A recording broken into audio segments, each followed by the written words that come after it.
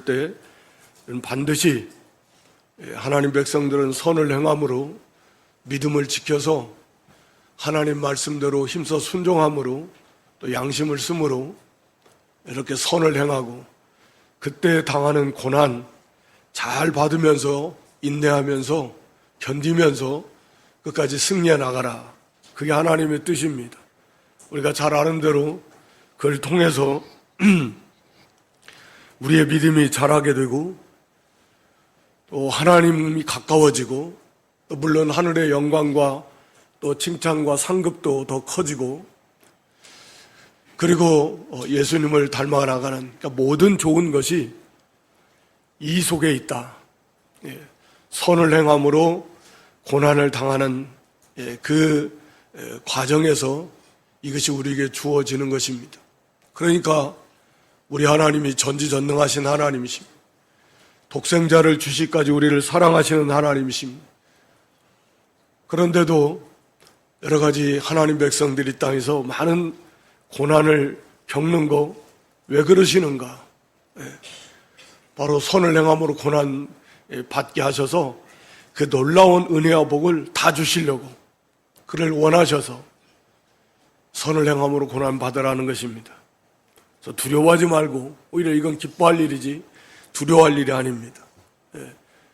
하나님이 함께 하심을 믿고 두려워하지 말고 언제나 우리가 어떻게 행하는가에 따라서 우리 예수님의 이름이 우리 하나님의 이름이 영광을 받기도 하고 또 비난과 욕의 대상이 되기도 합니다.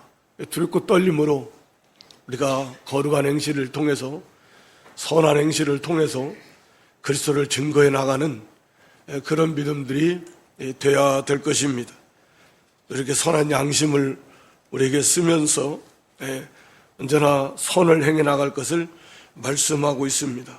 또 소망의 확실한 소망을 가지고 언제나 누구에게든지 그 답변을 요구할 때 담대하게 두렵고 떨림으로 온유함으로 이 자기가 믿고 확신하며 바라보는 그러한 소망에 관한 이유, 복음, 예수 그리스도 그 안에 주신 영광의 소망 이것을 증거할 수 있는 그런 믿음들이 돼야 된다라고 했습니다. 오늘 여기 17절에는 계속 이어서 두 종류의 고난을 말씀해요. 선을 행함으로 고난받는 것이 하나님의 뜻이고 또 하나는 악을 행함으로 고난받는 것보다 낫다. 그러니까 이 말씀은 선을 행함으로 고난받는 것이 말할 필요 없이 너무나 좋은데 이것은 악을 행함으로 고난받는 것보다도 낫다. 이건 무슨 말씀입니까? 악을 행함으로 고난을 받는 것도 유익이 있다. 악을 행하는 것 자체는 참 그게 해서는 안 되는 짓이지만 우리가 실제적으로 연약해서 하나님의 말씀을 거역해서 살 때가 많습니다. 악이잖아요. 자기 정욕을 따라 살 때가 많습니다. 악이잖아요. 그로 인해서 고난을 받게 된다라고 하는 것입니다. 근데 이게 참 또 중요해요. 우리 히브리 12장 5절로 8절 말씀에 보면 히브리서 12장 5절 이하에 보면 이 참 아들들에게는 하나님께서 잘못해 나가면 징계하신다라는 거예요. 징계. 고난을 받습니다. 악을 행해 잘못 나가니까 부모가 자식 징계하듯이 그럴 때에 낙심하지 말고 또는 그것을 가볍게 여기지도 말고 낙심해서도 안 되고 반대로 그것을 그냥 액땜했다 치자 그렇게 미신적인 그런 표현을 써서 그냥 넘겨버리는 그래서도 안 됩니다. 내 재수가 없으려니까 그래 안 돼요. 하나님의 징계를 낙심해서도 안 되지만 가볍게 여기서도 안 됩니다. 그렇지 않으면 더 큰 징계가 와요. 그 6절 이하에 보여주시면 하나님이 사랑하시는 하나님 자녀니까 잘못 나가니까 징계를 하시는 겁니다. 채찍질 한다니까 쉬운 게 아니에요. 7절에 그래서 우리가 너희 아버지가 징계하지 않는 아들이 어찌 있겠느냐. 우리가 다 부족한데. 예. 그러니까 징계가 없다라고 하면 그것은 사생자다. 8절에 가서 보면 하나님의 자녀가 아니다. 그러니까 악을 행함으로 고난받는 거, 이것도 돌이켜서 보면 이게 하나님의 자녀일 가능성이 많다 라고 하는 거죠. 예. 근데 악을 행하는데도 징계가 없다면 그건 사생자다. 이건 진짜 슬픈 일이고 두려운 일입니다. 예. 하나님을 떠나서 사는데, 말씀과 상관없이 사는데 또 잘 된다, 더 잘 된다, 마음도 기쁘다, 그리고 징계가 없다. 그러면 그것은 사생자요. 자기 자식이 아니니까 그냥 내버려 두듯이 하나님께서도 그렇게 하신다라는 거죠. 그러나 하나님 자녀는 잘못 나가면 하나님께서 반드시 징계하십니다. 여러 가지 면에서. 본인은 알 수 있는데, 네. 그래서 그 징계를 통해서 우리를 깨닫게 하시려고, 그리고 돌이키게 하시려고. 그래서 시편 119편 67절 71절의 말씀에 보면 고난당하기 전에, 징계받기 전에는 내가 잘못 행했습니다. 그러나 이제는 고난받은 다음에는 깨닫고 회개하고 돌이켜서 죄 말씀을 지킵니다. 그래서 71절에 고난당한 것이 내게 유익이구나. 네. 그래서 고난은, 선을 행함으로 당하는 고난은 최고의 복이고, 심지어는 악을 행함으로 고난을 당하는 것조차도 하나님은 유익을 우리에게 주십니다. 그래서 고난이 없으면 좋을 것 같지만 반드시 고난을 받아요. 그러니까 성도는 선을 행함으로 고난을 받든지 악을 행함으로 하나님의 징계를 통해서 고난을 받든지 반드시 고난받습니다. 그러면 어떤 고난받는 게 낫겠어요? 상식적으로 말할 필요도 없는 거예요. 악을 행함으로 고난받는 것 그 자체는 상급이 없어요. 무슨 상급이 있겠습니까? 그러나 그 결과적으로 그 고난을 통해서 회개하고 돌이킬 때에 유익이 있는 거예요. 근데 고난이 오는데도 회개하지 않고 돌이키지 않는다면, 그러면 이제 7배나 더 하나님의 백성이면 하나님께서 더 하신다 그랬어요. 그래도 끝까지 버텨요. 그러면 하나님께서 7배나 더 하시겠다. 그래도 버텨요. 그러면 하나님이 7배도 더 하시겠다. 망해버립니다. 하나님과 대항해서 이길 수 있을 것 같습니다. 망해버려요. 비참하게 됩니다. 그러니까 하나님 백성은 징계가 올 것 같으면 벌써 징계가 온다라는 마음이 좀 불편하고 양심이 벌써 좀 편하지 않고 가책이 오고, 그럼 벌써 바짝 빨리 회개해야 돼요. 그 외면하고 나가면 이제 실제적으로 옵니다. 마음에 양심의 가책이 오고, 마음이 심령이 답답하고, 은혜도 안 되고, 기도도 꽉 막힌 것 같고, 뭔가 좀 괴로움. 이건 벌써 이게 징계인데 빨리 회개를 해야 돼요. 하나님께로. 그래서 관계를 회복해야 됩니다. 그런데 그것을 그냥 외면하고 나가버리면, 그러면 이제 실제적으로 어려움이 온다라고 하는 거죠. 어찌됐든 선을 행함으로 고난당하는 것은 하나님의 기뻐하시는 뜻입니다. 그러나 악을 행하다가 고난을 받아도 하나님 백성들은 그게 하나님 백성인 증거예요. 징계.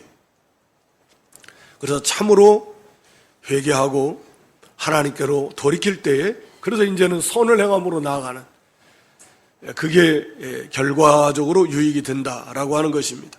그리고 오늘 여기 이제 18절부터 우리 잘 아는 그리스도께서도 선을 행함으로 고난을 받으셨다라는 내용을 지금 쭉 말씀하고 있습니다. 거기 마지막 3장 마지막 22절까지. 네.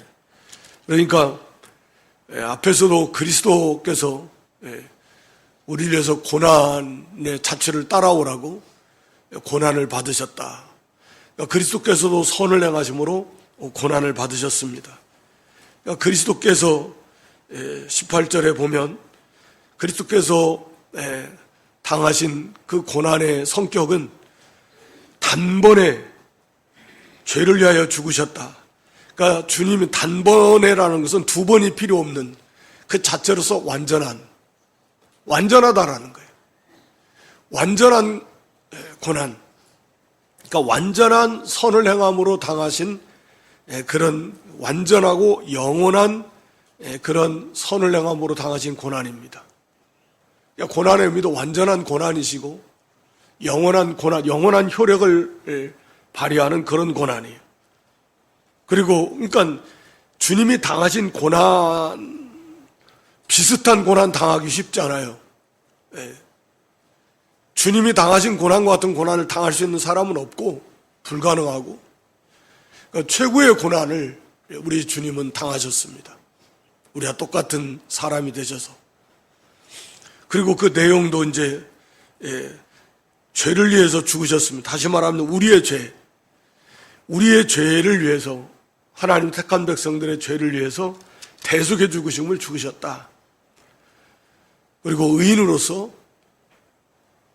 불의한 자, 의인이라는 말은 유일하신, 예수님 외에는 의인이 없습니다. 의를 완성하신 분이에요. 죄가 없으시고 그리고 완전한 의로운 삶을 사셨습니다. 하나님의 말씀을 다 순종하셨다. 그런 말씀이잖아요. 그러니까 의인입니다. 그러니까 없어요. 예수님 외에는 의인이. 그런 완전하신 분입니다. 죄 없이 오셔서 하나님의 말씀을, 모든 말씀을 다 순종하셨어요. 그러니까 완전한 의로운 삶을 사신 그런 거룩한 분이십니다.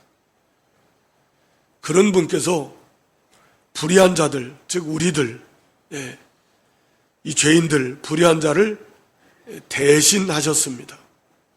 대속의 죽음을 죽으신 거예요. 그래서 구속을 완성하셨습니다. 의를 완성하신 그 목적은 거기 나오죠. 우리를 하나님 앞으로 인도하려 하심이라. 그러니까 복음이 여기에 이제 다 담겨져 있는 거죠.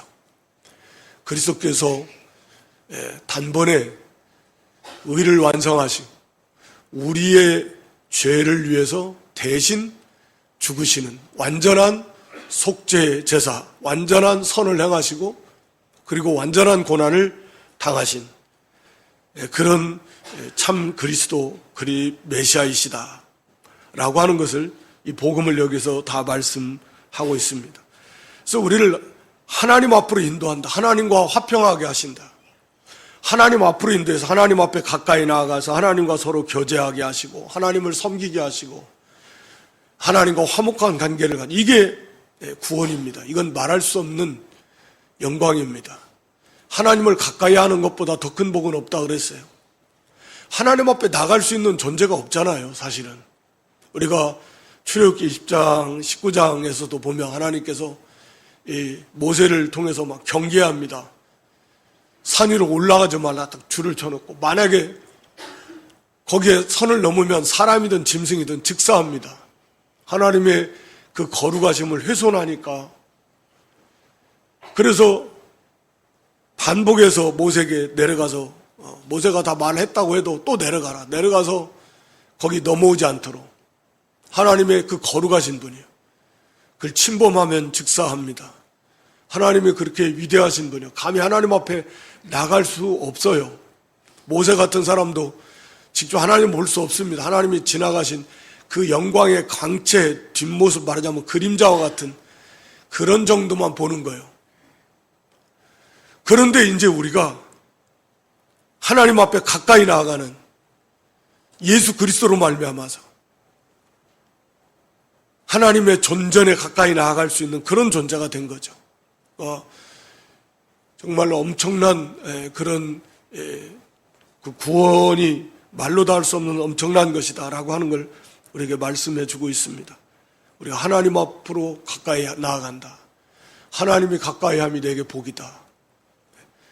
그런 하나님이 영으로 우리 안에 계시니까 얼마나 구원받은 성도가 복이 있는 자입니까?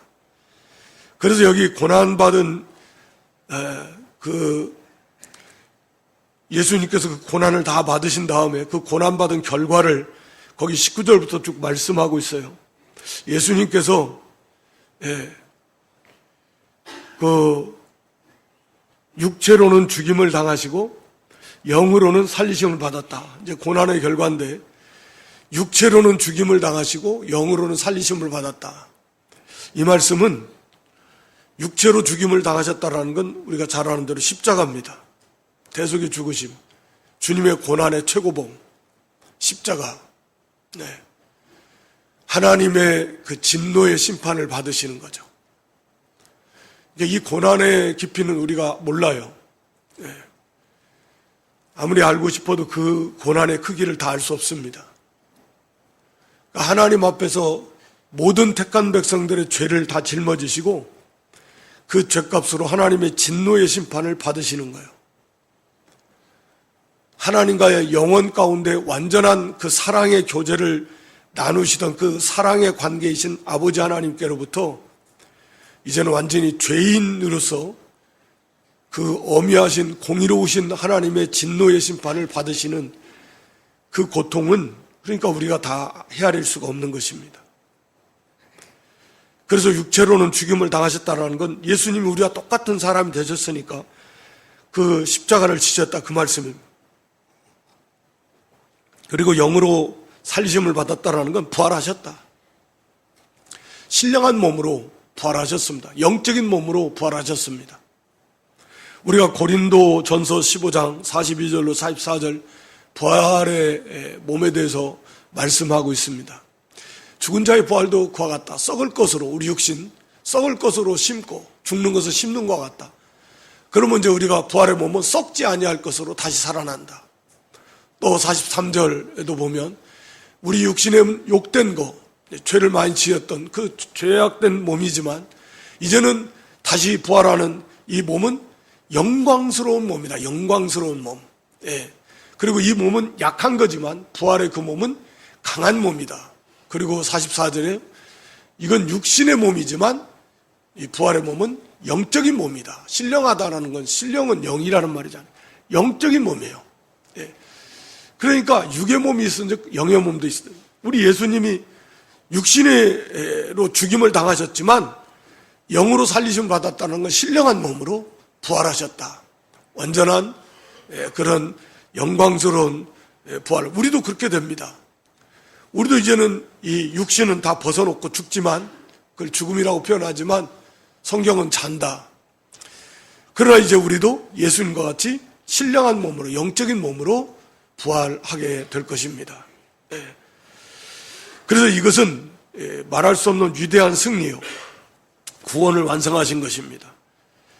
그래서 육신의 그 고난을 당하심으로써 영적인 그런 몸으로 부활하듯이 육신의 선을 행함으로 십자가에 죽기까지 육신의 몸으로 죽기까지 고난 당하시니까 신령한 몸으로 영광스러운 몸으로 강한 몸으로 그런 썩지 않는 몸으로 부활하시는 거죠. 이게 성경의 원리다.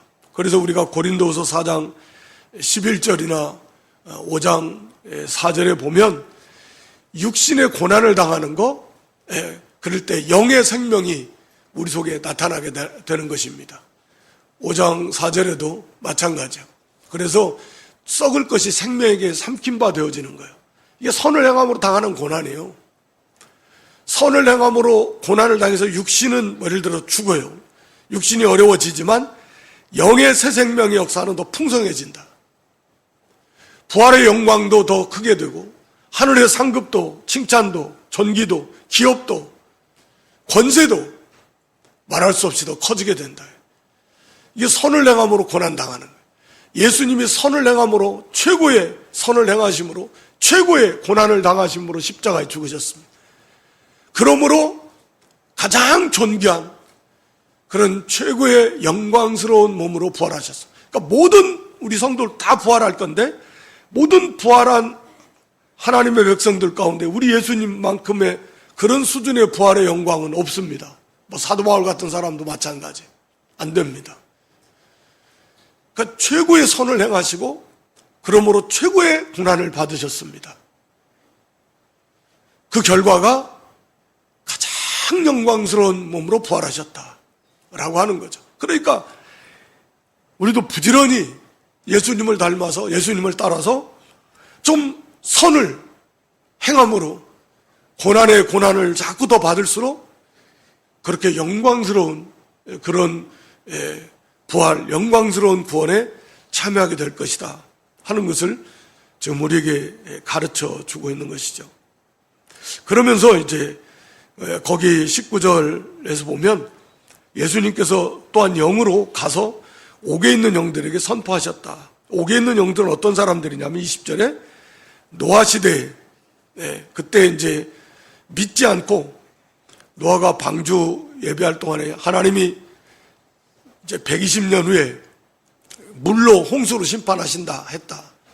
노아가 선포하고 그러면서 이제 본인은 이 방주를 막 짓는데 그 오랜 세월 동안 그 말씀을 전혀 받아들이지 않았고 그렇게 비웃고 조롱하고 그러면서 먹고 마시고 그저 시집가고 장가가고 사고 팔고 다시 말하면 그냥 육신과 세상에 속한 일에 푹 빠져있던 사람들 그러다가 진짜 홍수가 나서 그들이 다 망했습니다. 죽었습니다. 그래서 그들은 옥에가 있다. 구원받지 못했다. 옥에가 있습니다. 그래서 그 지옥에 가 있는 그 사람들이에요. 그러니까 이 사람들은 모든 믿지 않는 사람들을 대표하는 그런 표현이에요. 이 사람들뿐만 아니라 노아 시대 이후에도 이 복음을 믿지 않고 시대 시대마다 복음을 전했지만 복음을 믿지 않고 다 우습게 여기고 비웃고 조롱하고 그러면서 여전히 세상의 것에 푹 빠져 살던 사람들 그러다가 결국은 다 지옥에 가버린 사람들 그 사람들을 나타내는 표현입니다. 그 사람들에게 가서 선포하셨다. 선포의 내용은 예수님의 십자가 아마 부활로서 과연 그 복음대로 그리스도가 오셨고 그리스도께서 십자가를 그리고 부활을 통해서 그 약속대로 구원을 성취해서 영생, 영원한 생명, 영광의 구원을 완성하셨다라고 하는 이 놀라운 이 복음의 소식이죠. 소식. 이것을 선포한 것입니다. 그러니까 이것은 이제 좀 어려운 이 난해한 성경 구절이긴 한데 크게 두 가지로 이해를 해요. 이 땅에 오시기 전에 예수님이 영원전부터 계신 예수님이시니까 노아 시대 때 영으로 노아와 함께 이렇게 노아가 복음을 전하고 심판을 전할 때 그때 예수님도 영으로 그들과 함께 노아와 함께 그들에게 복음을 전했다라는 말씀 그렇게 해석하는 거 하고 또 성령으로 예수님의 십자가 부활에 이 놀라운 위대한 승리의 소식을 성령을 통해서 옥에 있는 영들에게 선포 그냥 알게 하셨다라는 그런 의미. 크게 이 두 가지로 우리가 이해할 수 있을 것 같습니다. 다 우리가 받아들일 수 있는 그런 해석입니다. 그래서 이 노아 시대 사람들 특히 여기서 왜 노아 시대 사람들 이 말씀을 여기서 하냐면 우리가 잘 아는 대로 이 마지막 때가 이 노아 시대와 같거든요. 이 누가복음 17장 26절 7절 말씀에도 보면 인자가 오실 때 누가복음 17장 26절 7절 말씀에 마지막 때에도 예수님 재림에 임박할 때도 노아 때 된 것과 같이 그럴 것이다 라고 말씀하시면서 27절에 노아가 방주에 들어가던 날까지 사람들 그냥 먹고 마시고 장가가고 시집가고 막. 그러니까 지금이 꼭 그렇다. 분명히 노아를 통해서 하나님이 심판하신다. 그러니까 회개하고 하나님께로 돌아오라. 그 증거로 노아는 방주를 만들어 산에다가 하나님 홍수로 심판하실 거니까 살려면 회개하고 돌아와서 노아와 함께 방주를 짓고 방주를 만드는데 수십 년, 최소한 70년 동안은 만들었을 거니까. 그러니까 너희들도 빨리 노아의 말을 그 복음을 듣고 하나님이 홍수로 심판하신다 그러니까 빨리 회개하고 하나님께로 돌아와서 노아와 같이 방주를 만들어. 그래서 방주에 들어가야지. 살 거 아닙니까? 그 기간이 어찌됐든 120년이라는 유예 기간이 주어졌어요. 12는 육체의 만수인데, 예. 그 오랜 기간을 하나님이 참아주셨습니다. 그래도 단 한 사람도 그 시대에, 사람이 세계에 얼마나 많았겠습니까? 노아 시대에도. 단 한 사람도 돌아오지 않았어요. 회개하지 않았다라는 거예요. 단 한 사람도. 그러니까 마지막 때도 똑같다라는 거예요. 단 한 사람도 관계없이 그냥 아이고 저 미쳤다 비웃고 조롱하면서 그러면서 먹고 마시고 그냥 시집가고 장가가고 그냥 세상 일에 푹 빠져가지고 세상 일이 전부예요. 돈 버는 일이 전부입니다. 아니 뭐 세상의 일 여러 가지 일 그게 자체가 나쁘다는 건 아닌데 해야죠. 하나님께서 허락하신 거니 가정도 세우고 뭐 일도 해야 되고. 그러나 중요한 것은 예수님을 믿고 주님의 재림을 준비하면서 그러면서 주님의 백성으로서의 빛을 비추면서 그런 목적을 가지고서 가정도 직장도 뭐 사업도 모든 걸 그렇게 해 나가야 되는 거죠. 근데 아예 관심이 없어요. 믿지도 않아요. 그래서 노아 시대 사람들처럼 마지막 때 때도 그럴 것이다. 그래서 우리 예수님께서 누가복음 18장 8절에 보면 인자가 올 때 믿음 있는 자를 보겠느냐.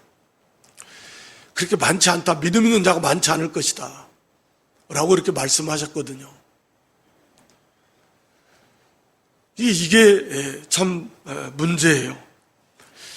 그래서 이 노아 시대에 노아와 같은 사람이 선을 행함으로 노아도 고난을 받은 사람이에요. 그렇게 방주 짓냐. 방주는 그리스도를 상징하잖아요. 예수 그리스도. 그래서 방주를 짓는 예수님을 오실 메시아를 믿고 그 믿음으로 이렇게 잘 그 영적 성전을 건축해 나가고 하나님 나라를 세워나가는 그런데 이 방주를 짓는 거예요. 믿음으로. 반드시 하나님께서 심판하실 것이다. 믿고. 그래서 고난 많이 받으면서 비난받으면서 조롱받으면서 또 일은 해야 돼요. 먹고 살 거니까 120년 동안 먹고 살아야 되니까 일을 하고 그러면서도 산에 가서 방주에 뭐 기계가 오늘날처럼 좋은 것도 아니고 그 방주 그 당시 노아와 그 자녀들 세 아들 힘으로 그 어마어마한 크게 방주를 지려면 그러니까 뭐 수십 년 70년 최소 70년 이상이 걸린 거예요. 그 고난이 적은 고난은 아니었을 것입니다. 다 가정을 꾸리고 먹고 살고 일하고 그러면서도 방주를 짓는 거예요. 주 목적은 방주 짓는 거지. 먹고 사는 게 중요한 게 아니에요. 뭐 이게 주님이 다 쓸어버리실 건데 쌓아놓으면 뭐 할 거냐고요. 다 쓸어버릴 건데. 그러니까 이 노아 같은 사람 주님의 재림을 우리 마지막 때도 준비하면서 다 가정을 세우고 성실하게 일하고 하면서도 방주 짓는 것처럼 진실하게 주님을 믿고 주님의 재림을 준비하면서 주님 맡겨진 일을 감당하는 거죠. 그리고 어려움이 와요. 선을 행함으로 고난을 당해요. 그러니까 결국은 때가 돼서 하나님이 말씀하신 대로 심판하시는데 한 사람도 구원받은 추가로 구원받은 사람이 없어요. 노아와 그 가족, 노아 세 아들, 세 며느리 6명에다 노아 본인과 노아의 아내 8명밖에 없었어요. 그 사람만 그 시대에 딱 구원받았습니다. 다 망했어요. 그러니까 마지막 때도 그럴 것이다. 마지막 때도. 그러니까 여기 노아는 선을 행함으로 고난받으면서 이게 참 구원받은 성도의 모습을 보여준 거예요. 그러니까 깨어있지 않으면 우리가 살펴본 대로 구원의 확신이 본인도 모르고 진짜 몰라요. 구원받았다라고 할 수 없어요. 교회만 그냥 다닌다고 구원 저절로 임하는 게 아니잖아요. 진실하게 믿어야 되는데 진실한 믿음은 순종으로 나타나잖아요. 하나님 말씀에 반응하잖아요. 그리고 그 말씀대로 살려고 힘을 쓰는 거지. 교회만 왔다 갔다 한다고 구원이 저절로 주어지나요? 전혀 그렇지 않습니다. 그러니까 노아처럼 자기 삶에 성실하게 열심히 하면서도 방주 짓는 것에 열심을 내고, 그래서 노아 8사람만 구원을 받았다라고 하는 거예요. 그러니까 예수님의 위대한 승리, 그들은 옥에 있지만 믿지 않았어요. 조롱했어요. 그렇지만 진짜 죽어보니까 지옥도 있고, 그리고 이제 메시아, 자기들이 세상에 있을 때, 살았을 때 그들에게 전해졌던 그 복음, 구원의 메시아가 오셔서 진짜 구원을 완성하고 그 메시아를 믿는 자는 구원받는다는 소식이 전해졌는 거예요. 그러니까 이미 기회는 지나가 버렸고, 옥에 있는 영들이 어떡할까요? 이제 기회는 없는데. 그래서 우리가 누가복음 16장에 보면은 지옥에 간 그 부자가 제발 나사로 보내가지고 땅에 있는 자기 형제들 5명 있는데, 그 형제들 아직 복음 우습게 알고 믿지 않는 그 형제들 가서 복음 전해달라고 이제 자기는 도저히 이제 더 이상 가망이 없으니까 부르짖잖아요. 이 고통받는 곳에 오지 않게 해달라고. 그거 어떡하냐고요. 이미 기회는 그 사람들은 끝나버렸는데, 지금 하나님 말씀대로 주님 오셨고 다 이루셨고 그걸 선포하셨듯이 이제 마지막 주님의 재림만 남았는데, 마찬가지로 그 주님 반드시 재림하실 것이고 말씀하신 대로 다 심판하실 것이고, 노아처럼 그들 진실하게 믿고 열심히 말씀대로 선을 행하면서 고난을 받으면서, 그게 진짜 성도인데, 그런 사람들은 노아처럼 그 방주로 들어가는 거예요. 그리스도 안으로 들어갑니다.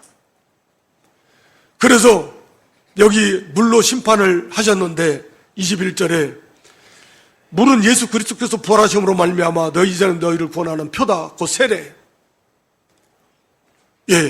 그래서 이 세례는 구원의 표인데, 예수 그리스도를 상징하는 죽으시고 부활하신 예수 그리스도, 죽으시고 부활하신 예수 그리스도, 예수님이 십자가 부활, 그러니까 예수님이 죽으시고 부활하신 그 예수 그리스도를 상징하는 게 이게 방주잖아요. 그러니까 노아와 8식구는, 노아는 그걸 믿음으로 방주 안으로 들어갔어요. 즉 예수님 안으로 들어갔단 말이에요. 다시 말하면 믿음으로 예수님과 연합되었다, 그 말입니다. 믿음으로 예수님과 연합되어서 예수님 안에 거함으로 하나님의 진노의 심판을 피하고, 그 그리스도 밖에 있는 세상은 하나님의 심판으로 다 멸망을 당해버렸습니다. 노아시대의 홍수. 그러나 그리스도 안에 있는 이 노아와 8식구들은 그리스도와 연합되어서 심판을 면하고 구원을 받았다. 이것이 세례의 의미다 라고 이렇게 말씀하고 있는 겁니다. 그러니까 심판이라는 것은 우리가 생각해 보면 죄와 죄인을 쓸어버리시는 거예요. 불로 태워서 없애버리시든지, 물심판을 통해서 다 멸망시켜버리듯이 그 죄인과 함께 그 죄도 다 없애버리는 것입니다. 그러니까 물심판을 통해서 이 세상에 그 더러운 것을 다 쓸어버리셨거든요. 그러나 노아와 노아를 포함한 8식구는 그리스도께서 대신 심판을 받으셨으니까, 그러니까 그들은 구원을 받았고, 우리 주님께서 심판을 대신 받으셨기 때문에 그들은 깨끗함을 입었다, 죄사함 받았다, 우리가 잘 아는 건데, 그 표가 뭐냐면 세례라는 거예요. 이 세례. 그래서 이 물이 그들에게는 심판의 물이지만 이들에게는 구원을 상징하는 그런 세례의 물이 되었다, 오늘 예수님 안에 있는 자들에게는. 그러니까 세례의 의미는 그런 거죠. 예수님과 연합해서, 믿음으로 예수님과 연합돼서 예수님 안에 있기 때문에 하나님의 진노의 심판을 면하고 구원받은 표가 바로 세례입니다. 정결하게 되었다라는 거예요. 다 쓸어버린 거예요. 그 심판은 예수님이 받으셨어요. 물로 다 쓸어버리신 것처럼 노아와 함께 그 8식구의 죄도 예수님 안에서 다 예수님이 대신 받으셔 다 쓸어버리셔서 죄가 깨끗하게 제해졌고, 그래서 우리가 그리스도의 보혈로 정결함을 입었다. 뭐 그런 말씀이에요. 그걸 나타내는 표가 바로 세례다. 그래서 이 오늘 본문 세례를 하나님이 그리스도께서 이 세례의 표징을 주신 거죠. 사실은 세례가 구원의 표로서 바로 이것이다. 참 세례의 의미는 그래서 로마서 6장 3절로 4절에 기록한 대로 그런 말씀입니다. 세례로 말미암아서 예수님과 연합되었다. 그래서 우리도 옛사람이 그리스도와 함께 죽고 그리스도와 함께 살았다. 그게 세례의 의미다. 네, 라는 의미입니다. 그래서 오늘 본문에서도 이제 그런 의미예요. 그리고 이제 선한 양심을 우리에게 주셨다라고 이렇게 말씀합니다. 거기 21절에 이 세례가 구원을 주는 건 아니고 세례가 구원의 표다 그 말입니다. 그리고 육체에 더러운 거 씻는 게 아닙니다.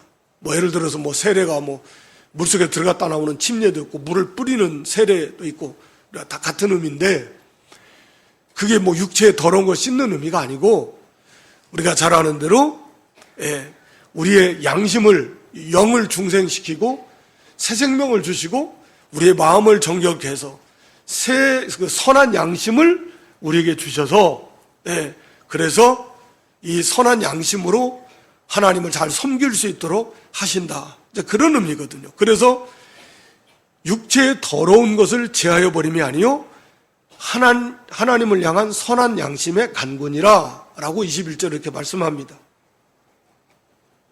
히브리서 9장 13절 14절에 보면, 히브리서 9장 구약의 제사 의식입니다. 구약의 짐승의 제사 드리면서 그 피를 뿌려요. 그것이 육체를 정결하게 합니다.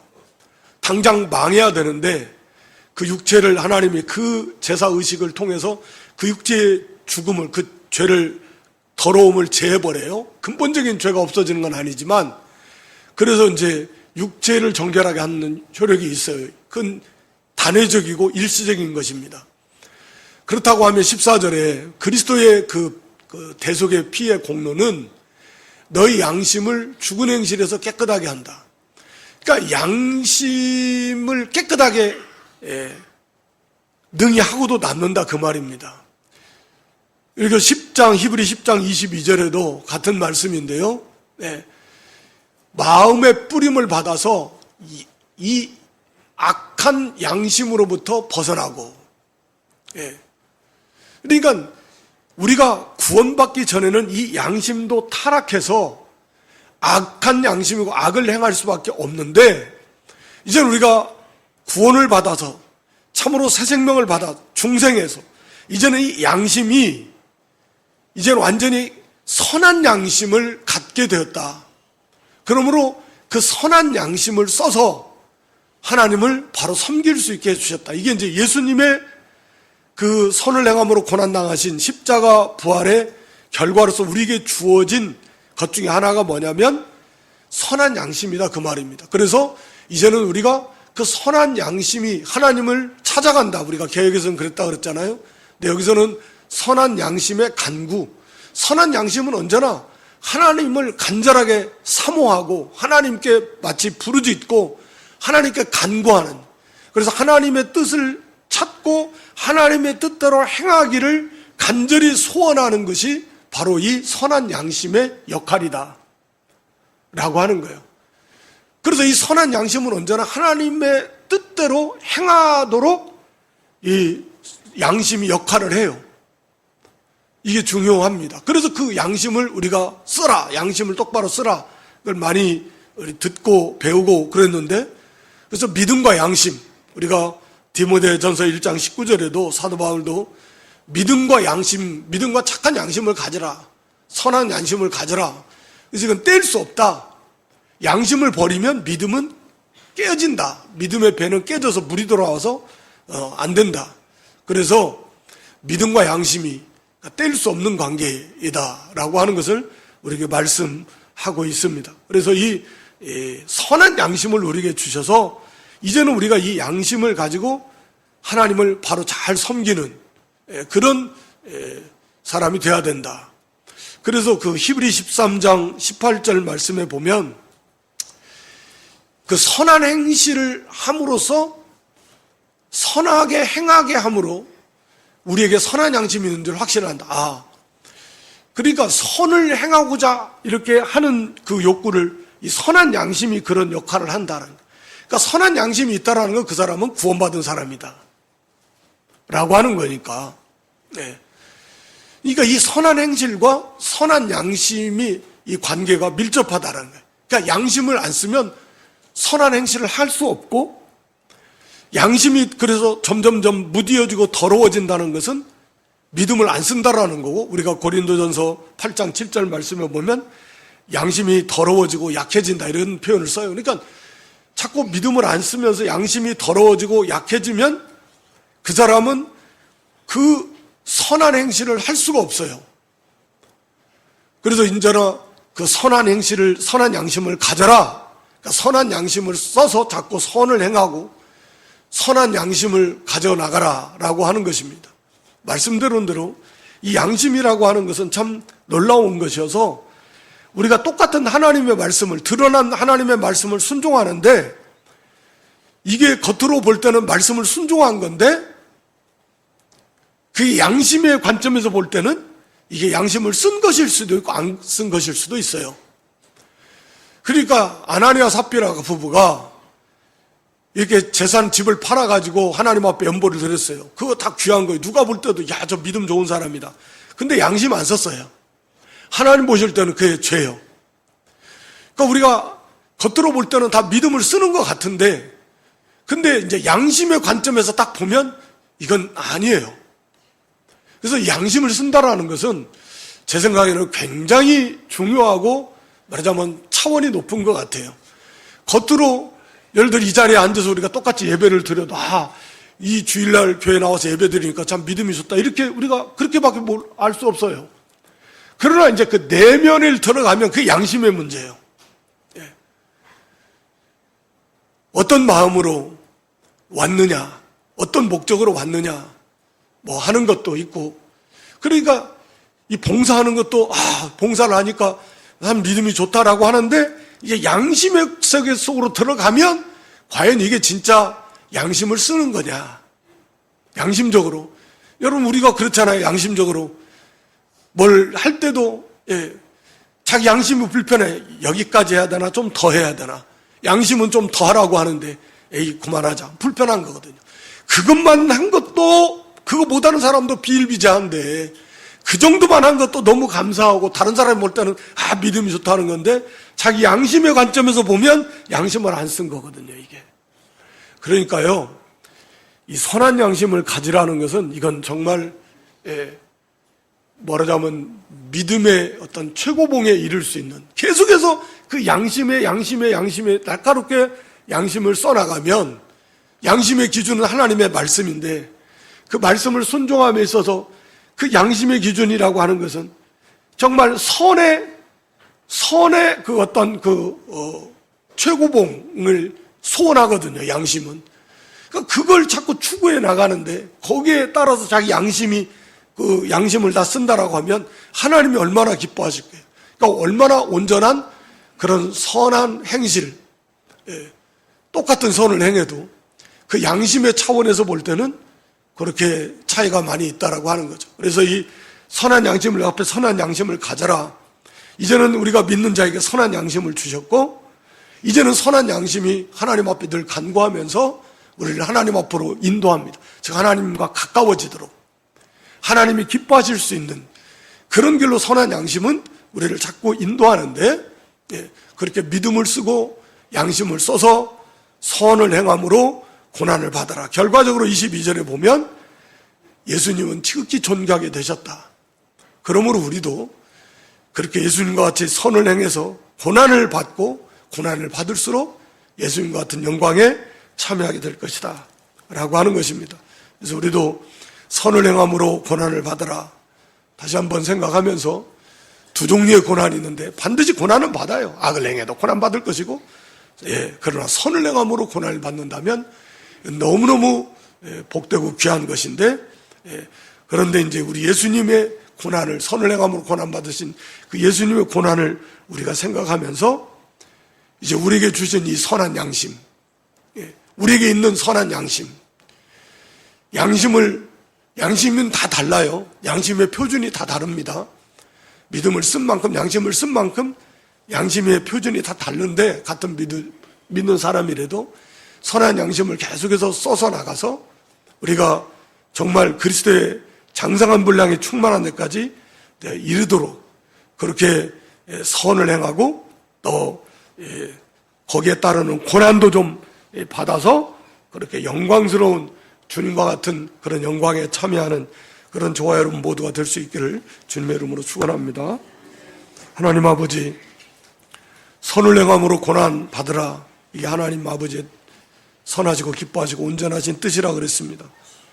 우리가 지나간 세월 동안 얼마나 선을 행함으로 고난을 받았는지, 또 우리 양심적으로 비추어 볼 때 우리가 언제나 얼마나 양심을 바르게 써서 하나님 보시기에 합당한 또 고난을 받았는지 우리가 점검하면서 이제는 좀 더 적극적으로 선을 행함으로 고난을 받고, 선한 양심을 우리가 힘써 써서 정말 하나님 앞에 인정받을 만한 그런 선한 행실과 거기에 따른 고난을 좀 많이 받는, 그래서 예수님을 좀 많이 알고 하나님이 더 깊이 알아지고 가까워지고, 그리고 그렇게 영광스러운 구원에 다 참여하는 복된 믿음, 복된 승리하는 저희 모두가 될 수 있도록 은총 베풀어 주시옵소서. 우리 구주 예수 그리스도의 이름으로